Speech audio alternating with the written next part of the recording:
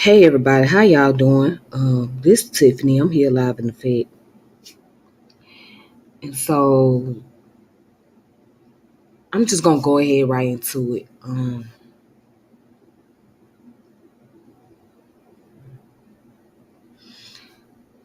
This is the most complicated subject to even talk about. I just want to put that out there.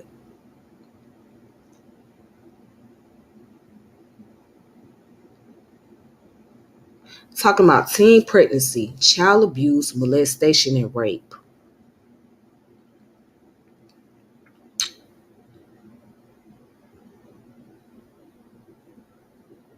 So there's an article from Time Magazine about a 12-year-old girl from hold on, let me make sure y'all can hear me. Okay. There's an article in Time Magazine, right, that talks about the concept with a subject dealing with abortion.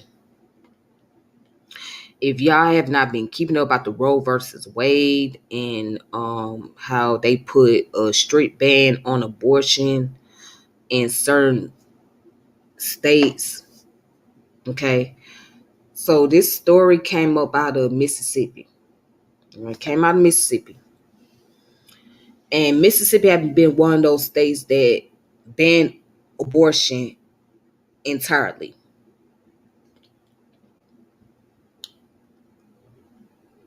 So, hmm, woo. So, woo, woo, woo, damn.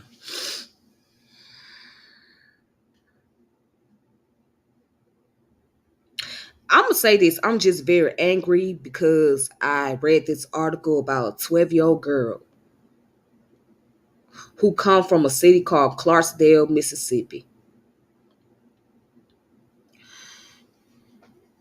She was out doing what little kids would do, right? She was one of those kids that like to do TikTok videos. Nowadays, more kids be on TikTok doing their little videos or whatnot. But all that has changed because she was at a family friends gathering or something. Oh no, she was at a family house. Her uncle and them, they was in the house. She was outside. Someone snatched her up out the yard,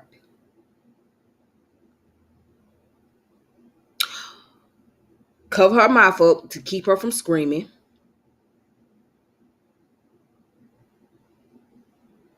took her somewhere and raped her.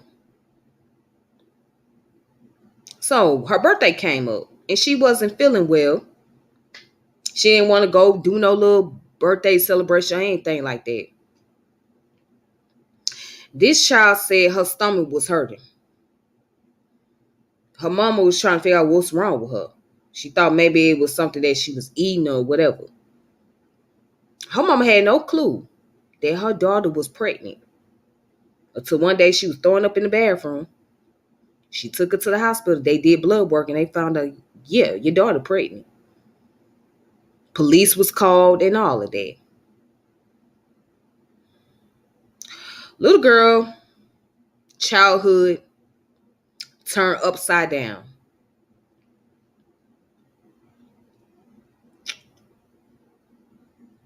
As a matter of fact, I'm just gonna show the article.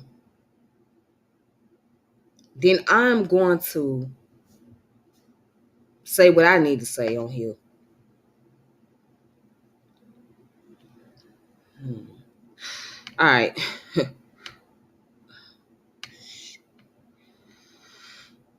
Boy, boy, oh boy. Okay. She wasn't able to get an abortion. Now she's a mom. Soon she'll start seventh grade. Okay. This was written on August 14th of 2023. Ashley just had a baby. She's sitting on the couch in a relative's apartment in Clarksdale, Mississippi, wearing a camo printed leggings and fiddling with the house plastic hospital bracelet still on her wrist. It's August and pushing 90 degrees, which means the brown pattering curtains are drawn. The air conditioning is on high, and the room feels like a hiding place. Peanut, the baby boy she delivered 2 days earlier, is asleep in a car at her feet, dressed in a little blue outfit. Ashley is surrounded by family, but nobody is smiling. One relative silently eats lunch in the kitchen. Her two siblings stare gloomily at their phones, and her mother, Regina, watches from across the room. Ashley was discharged from the hospital only hours ago, but there are no baby presents or toys in the room, no visible diapers or ointments or bottle. Almost nobody knows that Peanut exists because almost nobody knew that Ashley was pregnant. She is 13 years old. Soon she'll start seventh grade.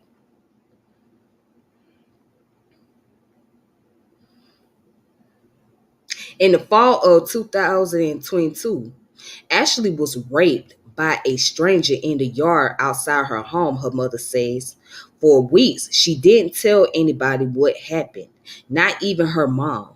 But Regina knew something was wrong. Ashley used to love going outside to make dances for her TikTok, but suddenly she refused to leave her bedroom.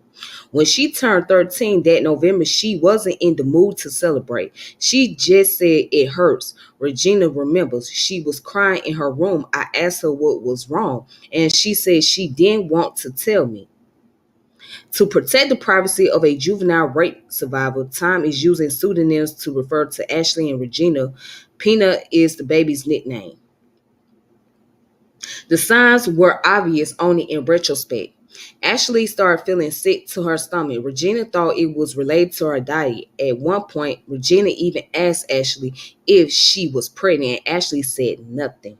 Regina hadn't yet explained to her daughter how a baby is made because she didn't think Ashley was old enough to understand. They need to be kids, Regina said. She doesn't think Ashley even realized that what happened to her could lead to a pregnancy.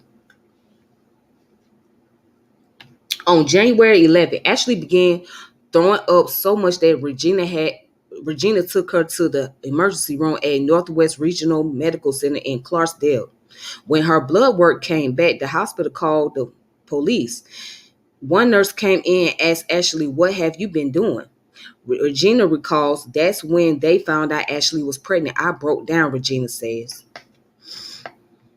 And this was the doctor that was there, that was that had Ashley as her patient. Okay.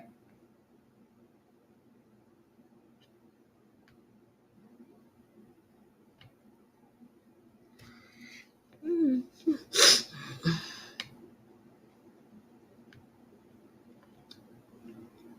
it says Dr. Erica Balthrop was the OBGYN on call that day. Balthrop is an assured, muscular woman with close crop cornrows and a tattoo of a feather running down her arm. She ordered an ultrasound and determined Ashley was 10 or 11 weeks along. It was surreal for her. Balthrop recalls she just had no clue. The doctor could not get Ashley to answer any questions or to speak at all. She would not open her mouth. Mm. It says at their second visit about a week later, Regina tentatively asked Balthrop if there was any way to terminate Ashley's pregnancy. 7 months earlier, Balthrop could have directed Ashley to abortion clinics in Memphis, 90 minutes north, or in Jackson, Mississippi, 2.5 hours south. But today, Ashley lives in the heart of abortion ban America. In 2018, Republican lawmakers in Mississippi enacted a ban on most abortion after 15 weeks of pregnancy. The law was blocked by a federal judge who ruled that it was violating the abortion protection guaranteed by Roe versus Wade. The Supreme Court felt differently in their June of 2022 decision in Dobbs versus Jackson Women's Health Organization. The Supreme Court overturned the constitutional right to abortion that had existed for nearly half a century. Within weeks, Mississippi and every state that borders it banned abortion in almost all circumstances. Okay. So that was the article. Now there is the pros and cons when it comes to abortion.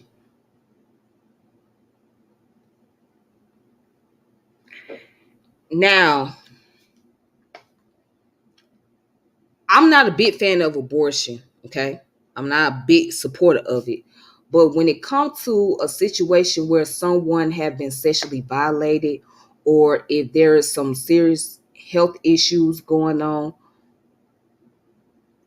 things of those natures, right? Or if you got impregnated by your family member, then that's when abortion should become accessible in those circumstances, right?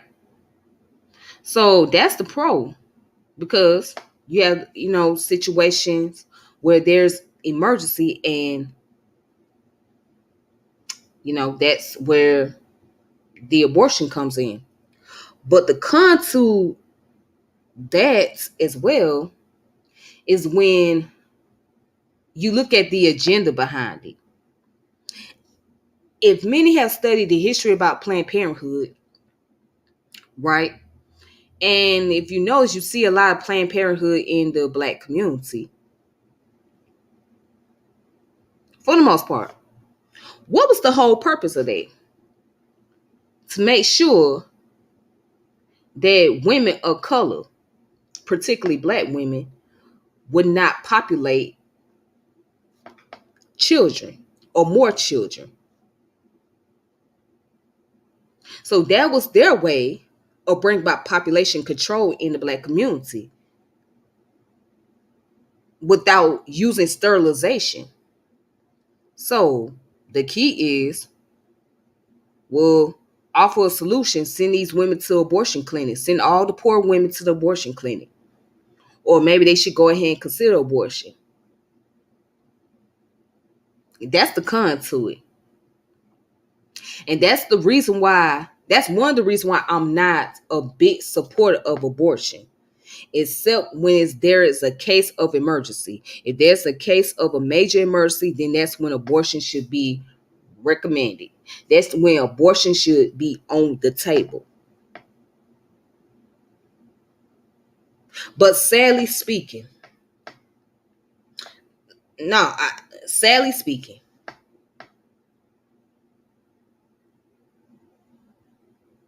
let's just say this child gets an abortion due to the fact that she was violated.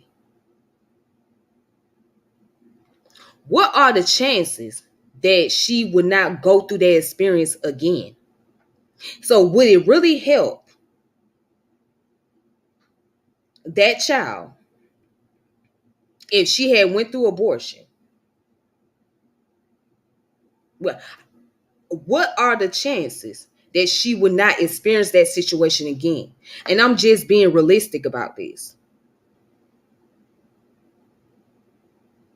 What are the chances that this little girl would not experience rape in her lifetime again?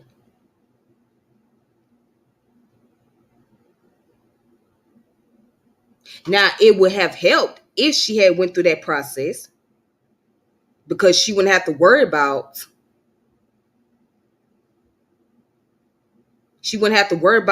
carrying a child of a person that sexually violated her. But at the same time, how would it help to heal the pain that she has gone through? How does she overcome the fact that she's been raped? Would that add additional trauma on top of the trauma that she already dealt with? Again, This is the question that has to be asked. Because when women go through the process of having an abortion, even the pro-choice and pro-lifer both can agree that it brings about mental health issues. It brings about mental health issues.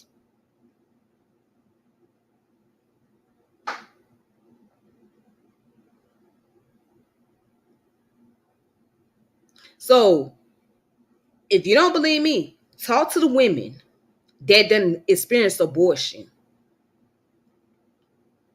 And they can tell you from their own mouth that they experienced mental health issues after going through the procedure.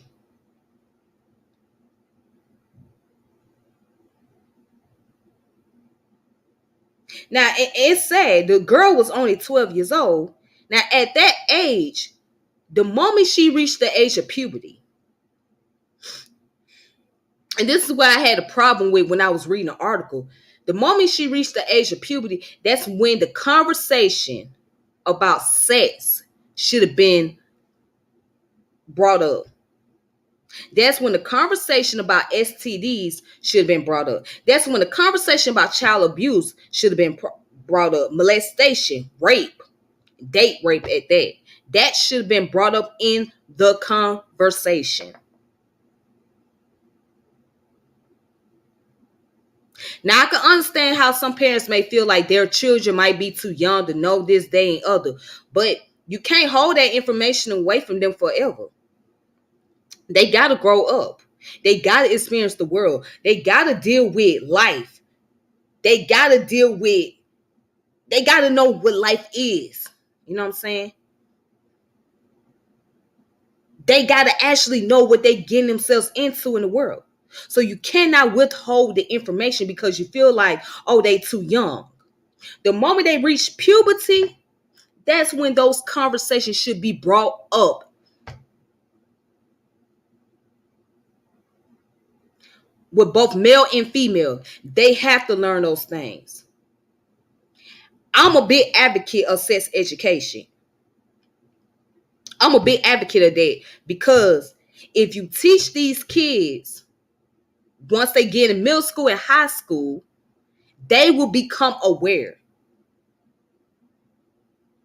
Once you teach them about reproduction, the male reproduction, the female reproduction, what to do in the case where you being date raped, right? What to do in the case if there's something going wrong in the reproductive organs, the discussion about teen pregnancy and how that can have an effect on you, the topic about abortion, the pros and cons of having one, and these boys need to learn that they have to learn self-control when it comes to dealing with the girls. That they can't just run after every female. And the girls have to learn how to be careful and be mindful and pay attention when she dealing with the male counterparts. You have to make them aware. The moment they reach the age of puberty, they gonna have to go through this. I am thankful that when I was in middle school, I was in the 6th grade, okay? And we had to take sex education. That was a requirement. But the only thing was we had to get permission to watch the videos, because the video was pretty graphic where they showing the reproductive organs, showing the male's private area, the female private area, because it's part of health. So, we had to get permission to watch those videos, right? But we had to take sex education. And I look back at it and I'm so grateful and thankful that I was able to go to that class. Because if I didn't, I wouldn't even know half of the stuff that I know now.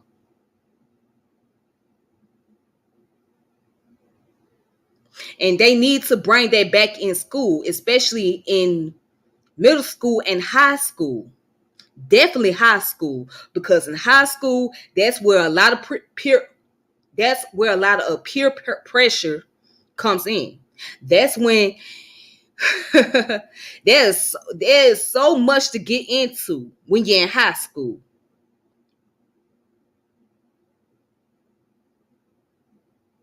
There's a lot that's going on.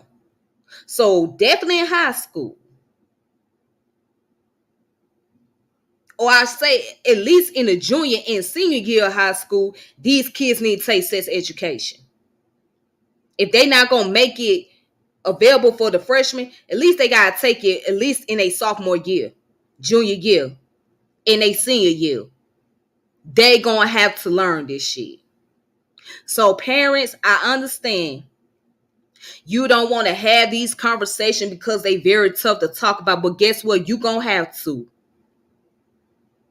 And for you fathers out there who got sons, you gonna have to have this conversation with them. You could teach them how to go get little girls, right? You could teach them how to, run games and all that. You could teach him about the risk. You could teach him about teen pregnancy. You could talk to him about abuse. You could talk to him about rape. They need to know these things. When a female tells you no, no means damn no. Or when somebody tells you no, no means damn no. Ain't no, well, maybe, I guess so. Let me think about it. No, no means no. And if he can't accept that, then he needs to move on. He don't need to be around that individual or that girl. And mothers, you gotta start teaching your daughters how to say no. You gotta start teaching her how to really stand up for herself. These kids need to learn some self-defense when it comes to a situation. I feel so bad for this little 12-year-old girl. Well, now she's 13, but I feel so bad for her because her childhood is in shambles. And she got to deal with that shit for the rest of her life. And nobody was there to protect her from this stranger kidnapping her, taking her to a backyard somewhere, and doing whatever he did to her.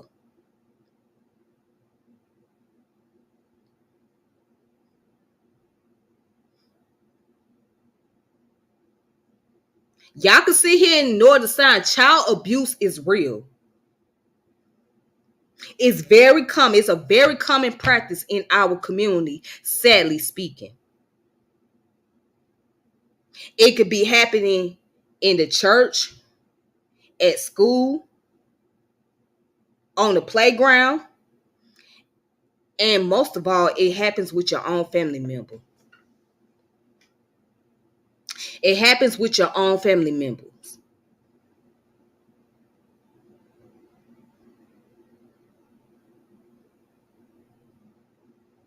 But see, for most of us that grew up in the Black community, right?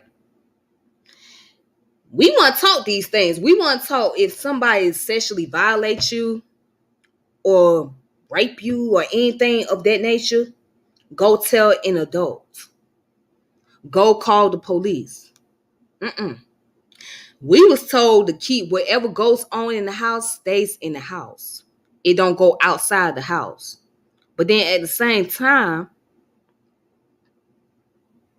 why keep it in the house when ain't nobody gonna do shit about it? Why keep it in the house when ain't nobody gonna do shit about it?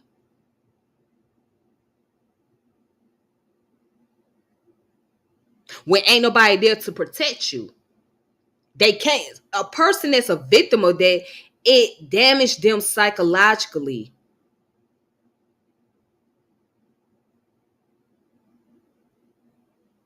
They not gonna be able to get past that shit. You're not helping them. And what I hate the most is that the person that has committed the act, they receive more protection than the individuals that's an actual victim, right? And then it's like that when you dealing with justice. That person who committed this crime or the heinous act, they get time in prison, but they don't go to jail long enough. They go in there, probably do like 10 years, 15 years, and they back out there on the streets. And the only thing they have to do is register themselves as sex offenders. So once they register themselves as sex offenders, right, they can't live around certain environments. To me, they're being protected. But the person that's a victim, they have to go on with this for the rest of their lives. And then they might end up becoming criminals they damn self.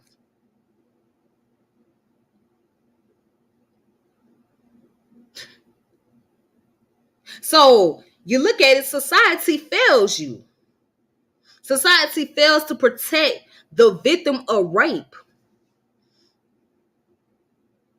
And then, I kid you not, long time ago, I had someone in my comment section, because I brought this topic about rape.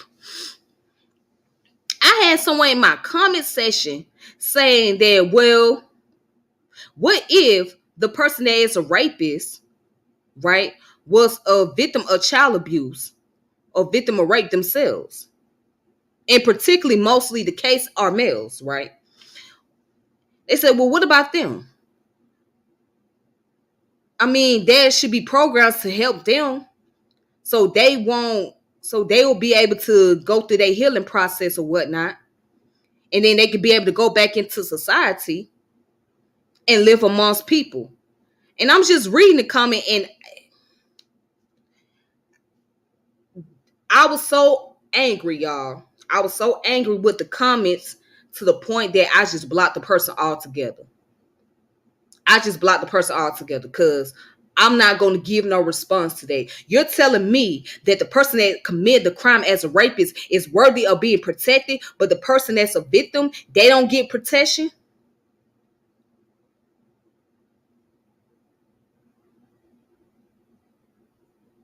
That's what you're saying to me? And you want me to go along with the bullshit? I would not. I refuse. So yes, I blocked the person. I'm not going back and forth with you because the moment you show me that sign, that lets me know you stupid. And then what I don't understand is people taking up for celebrities like R. Kelly, who been getting away with doing this shit for years, for 30 plus years, ever since his career been skyrocketing. He's been getting away with doing this. Man, they talk about this dude showing up to middle schools and high school just so he can pick up young girls.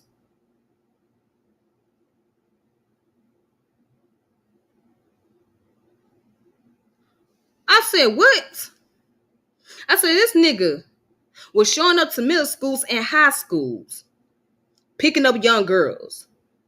But that doesn't matter to these individuals. You know what they care about? Oh, he's the king of R&B. He's the king of R&B.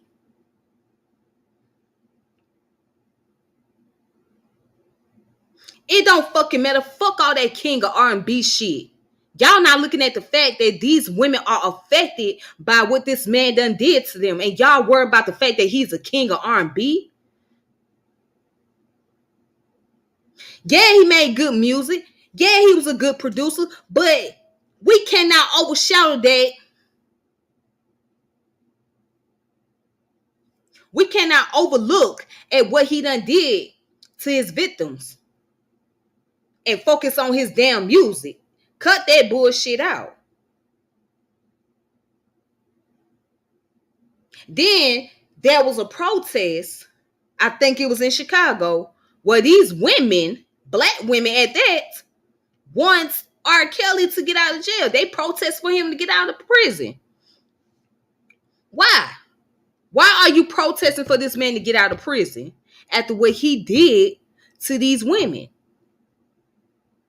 That go to show me that those women will be the type to set their fucking daughters off to any man based on his status. And those are the type of women that I don't have respect for. Those are the type of women that I don't even want to be around or associated with. Because they let me know that you be the type of woman that'll take your daughter and send your daughter off because of somebody's status as a celebrity just so you get money off of them. So that let me know right there,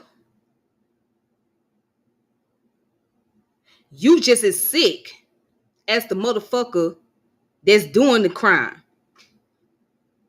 Just like these women be covering up for these niggas that be fucking with their damn children.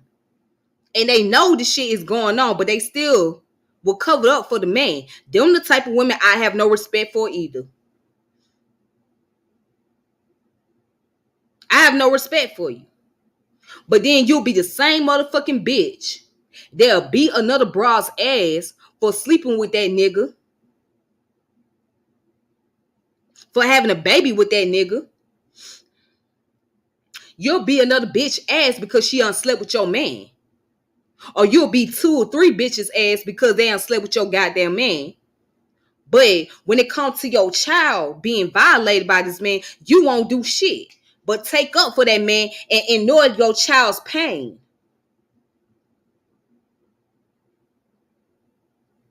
That's the shit I don't like. That's that shit right there that I don't respect.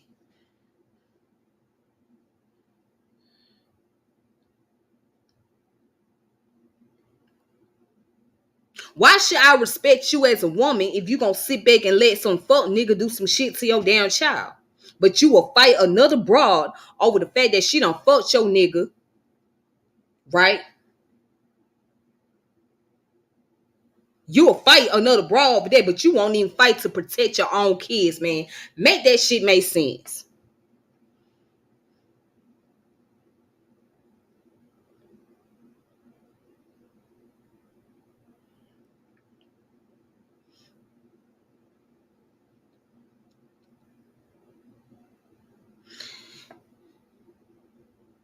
And getting back to the concept about the pregnancy, right?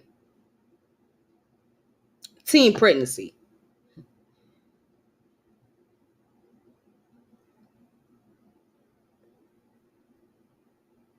There are girls, right, who have gotten pregnant.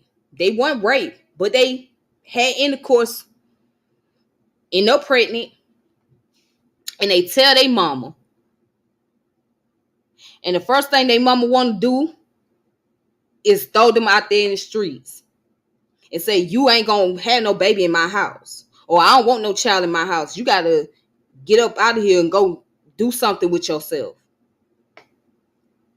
Now you throw your child out there in the streets and she forced to survive on her own. She forced to learn about parenting. And she run into the arms of a man who 9 times out of 10 might be abusive to her. Or she may get caught up in the street life because she trying to figure out how to support a child at 15 years old or 16, 17. Because her mama put her ass out on the street. Because she's ashamed that other family members gonna start talking about her and looking at her as a bad parent. Or don't let it be that the mama is involved in church because the pastor, the motherboard, the usher, deacons, they got something to say to her. They got something to say. They gonna tell her, well, your daughter can't come back to this church. Or, you might get kicked out of this program here because you got a teen daughter that's pregnant.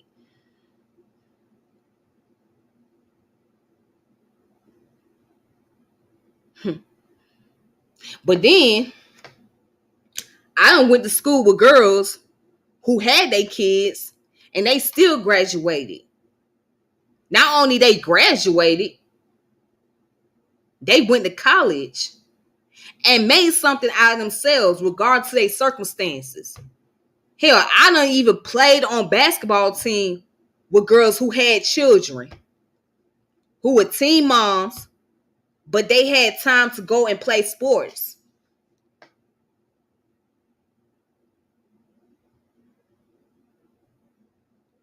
I mean, they made sure they was able to balance their schedule. Why? Because they had good support system.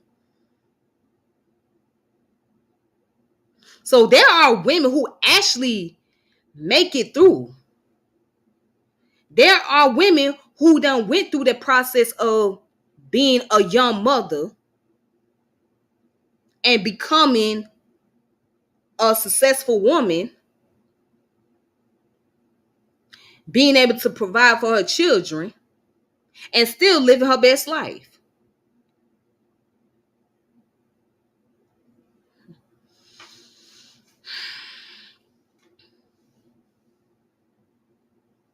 I don't condone teen pregnancy at all. However, it happens. And 9 times out of 10, your child may encounter somebody they like and want to have intercourse with them. Because that's what happens. When you reach the age of puberty, right, you start to become curious about having sex. Or you're going to engage in sexual activity. More than likely.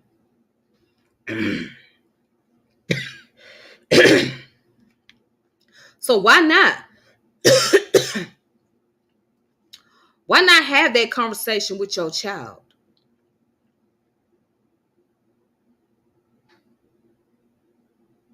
A kid should not feel like they parents is cutting them off because they want to have that conversation. A kid should not even feel uncomfortable not being able to talk to their parents about these things.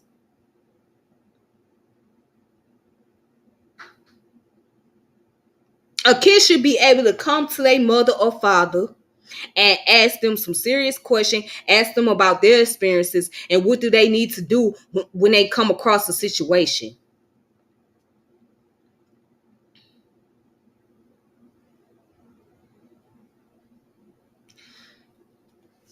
And as far as abuse, I can go days and days of telling my story.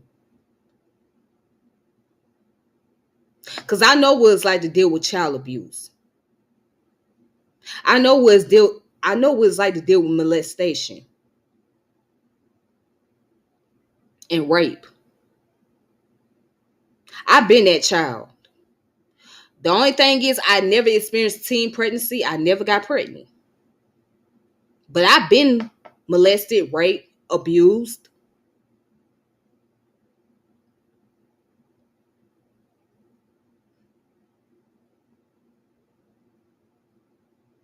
I had family members who I thought were very trustworthy. And I wasn't protected at all. Nobody ever had a conversation with me and told me, this is what you do, Tiffany. If there's a case where somebody is trying to violate you or somebody tried to force you to do this. I didn't have that conversation.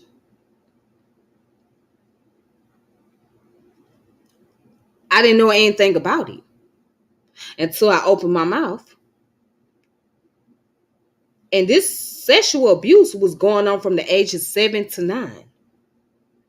So between the ages 7 and 9, I was experiencing abuse. And I didn't even know it. I didn't even know I was going through this. I didn't know anything about it. I didn't know that uncle of mine was doing something sick to me. I didn't know that he was taking advantage of me. I'm just a kid going along with this shit. And the person that was really supposed to protect me, may God rest her soul, was my grandmother. But she wasn't paying attention to what was going on.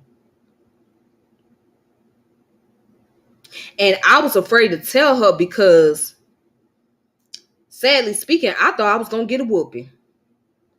I thought I was going to get a whooping if I told that her son was touching on me.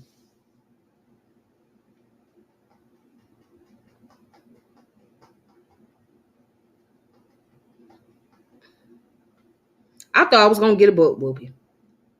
That's why I didn't ever tell her. However, I told somebody else that happens to be my father's girlfriend. I told my father's girlfriend about it, and she was pretty upset. And she, at that time, my father was incarcerated, so um, he had called, and that's when she broke the news to him about what happened to me. And she called, so he told her, hey, well, just take her down there to the hospital and get her examined, etc. And they found some things. Oh, they found out. Yeah, I was violated. They found it. They found the evidence. And the social workers had to come down there and break the news to him and tell him. He was devastated because it wasn't that he can do. He was on lockdown. He couldn't be there to protect his daughter.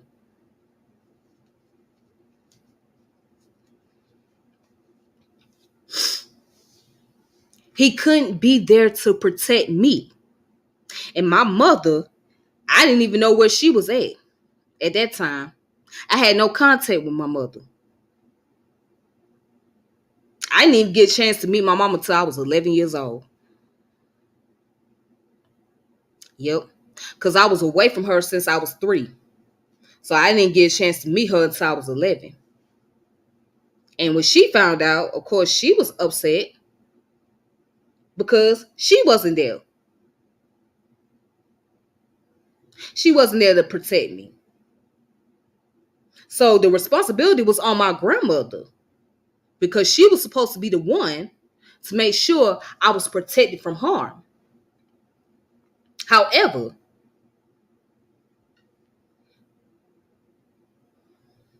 she was not doing her job like she was supposed to.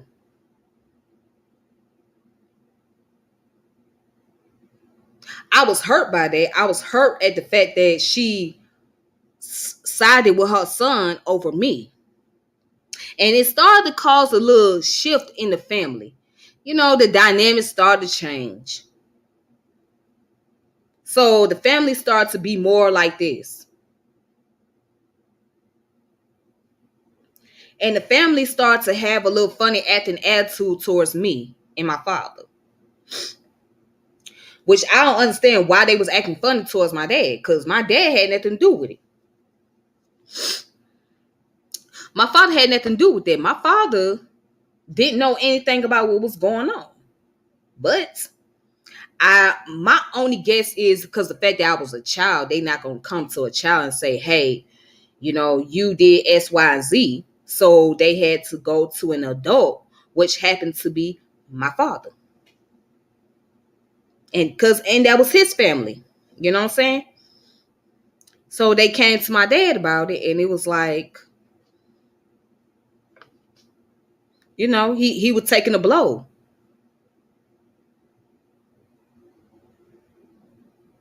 It was basically like, it's your fault that she told. And he looking like, well, how is that my fault? I don't know what happened to her. I wasn't around. But that's how it went. Yeah.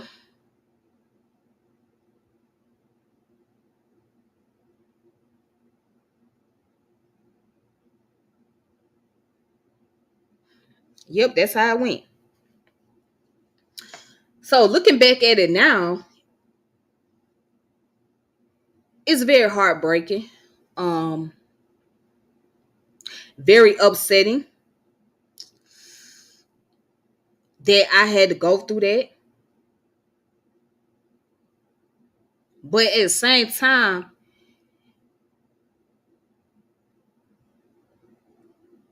it allowed me to open my eyes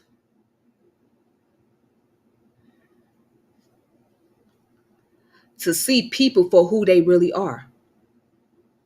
It allowed me to learn how to be a little bit more cautious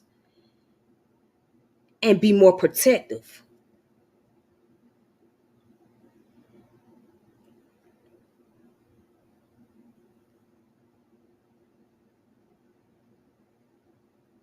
So now, when I see certain individuals and they have certain personality traits, I have to give them a strong look.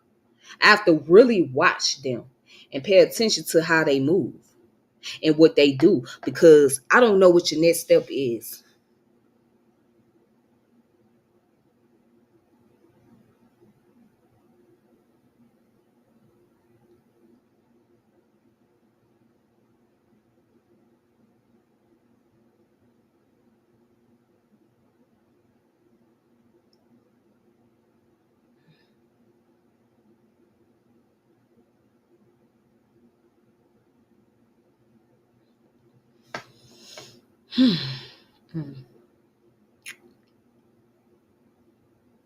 And then what else make it really sad for me,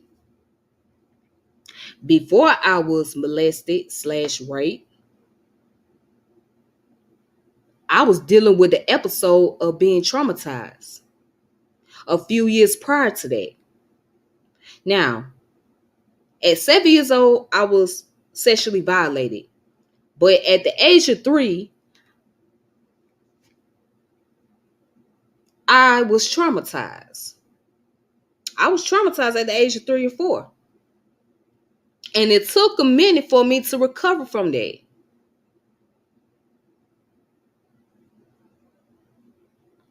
And the sad part about it is, I don't know how I got to that situation.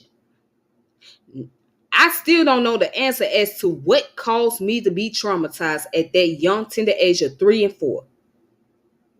What was the incident? What was the situation?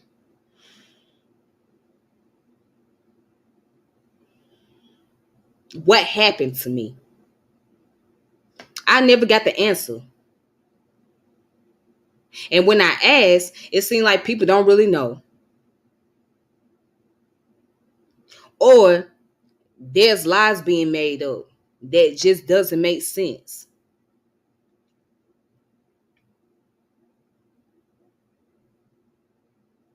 So, being traumatized at 3 and 4 years old,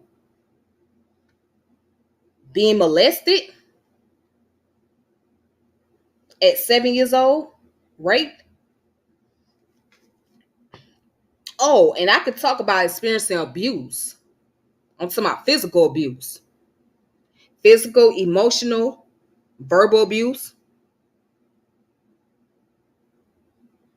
being treated as a black sheep on both sides, on my mama's side and my dad's side, being a black sheep.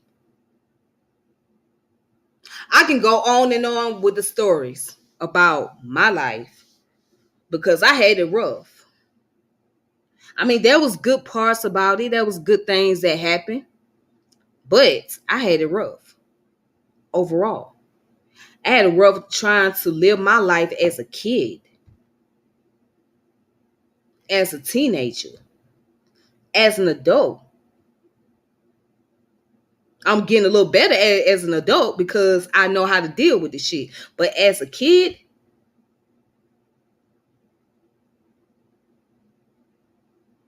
as a teenager, I was trying to overcome it.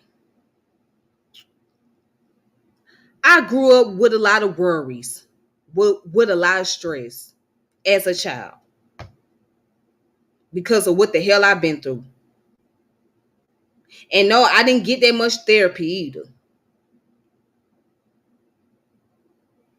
I was told that you don't need to worry about this. You don't need to worry about that. You a kid. And nobody understood the trauma that I was dealing with. Nobody ever tried to help me to overcome those trauma. Only thing they say, you don't need to worry about this. You don't need to worry about that.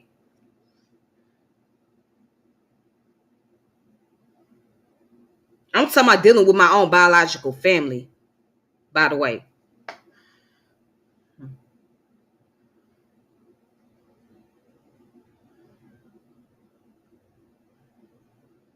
Oh, why are you so worried about it? Well, I grew up with a lot of worries. I grew up with a lot of stress, anxiety. I remember my grandmother used to tell me I had bad nerves. And I didn't know what she meant by that. What do you mean by bad nerves? I don't know what that means. And I realized what she was basically saying, you deal with so much anxiety. She just didn't know how to say it. She didn't know how to say, well, you was going through a lot of anxiety growing up as a child. Or, your bad nerves is a result of the fact that you was traumatized as a kid. She didn't know how to tell me that. All she knew how to say was, you got bad nerves. And she would tell me that until the day she died. But while she was living, and every time she see me and we'll have a conversation, she'll look at me. One of the few things that she'll say is, Tiffany, you got bad nerves. Your nerves is bad.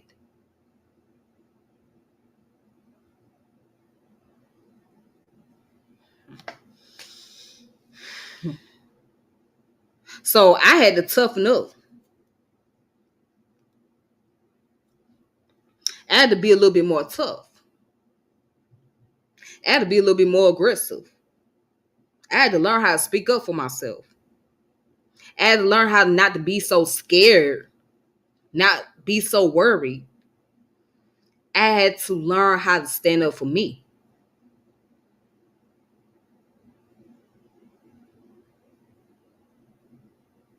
And it's a lot I can go into. I could write a book about my goddamn life. It's a lot that I could write about. And it's a lot of story I can tell here on YouTube, but I would have to do that some other time. I would have to do a topic where it could be focused on me and my issues and what I've been through. But anyways, that's all I got for you guys. So hopefully you guys watch this video and just take into consideration and think about these things that's going on. But YouTube might want to shadow ban me because the words they see up here, which I don't give a damn. I don't care. I'm not going to try to sugarcoat anything. I'm not going to use these coded words. No. What you see is what you get. So, social media want to ban you for using certain words now. Nah, I'm not going to sugarcoat it. I'm not using coded language or coded words. I'm going to put it all out there. Hell, on other channels, you'll see it. But anyways, I hope you all have a good one.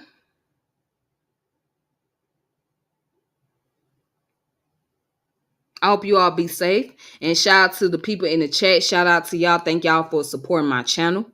And if you just coming in, you will have to watch the video from the very beginning to see what the subject is about. Until then, y'all be safe. Peace and power elevation be to all of you. This your girl Tiffany. And I'm logging off saying deuces. And I'll connect back with y'all some other time. All right. Peace.